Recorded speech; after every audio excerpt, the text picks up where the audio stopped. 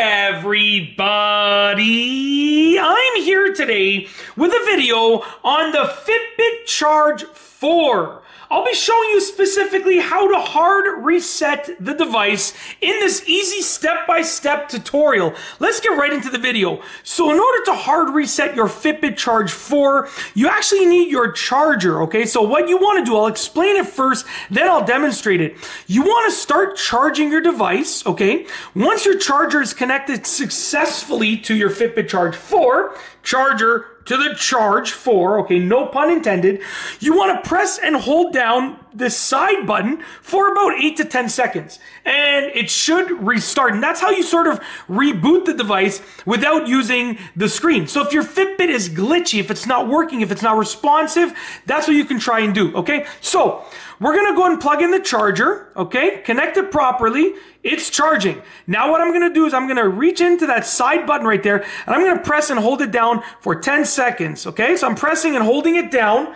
and we're going to wait till we see a smiley face. And you really got to make sure your finger gets right in there and holds it down.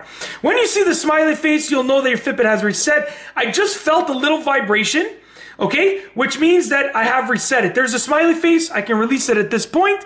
I can even unplug the charger. And we've now restarted. We've done a hard reset on our Fitbit Charge 4. It's literally that simple. It's literally that easy. So if your Fitbit is not responding, if it's being a little bit glitchy and you want to reset it, but you either can't go through the screen options or you don't want to go through the screen options, then you should definitely try this out. It's so easy to do. And usually this will fix the majority of problems that you might be experiencing with your Fitbit or with any modern technological device for that matter. So that's basically it. If you like this video, please be sure to give it a thumbs up. Let me know what you think down below as a comment. And of course, be sure to subscribe for more great videos just like this one. And that's all I have for you today. Thanks for watching.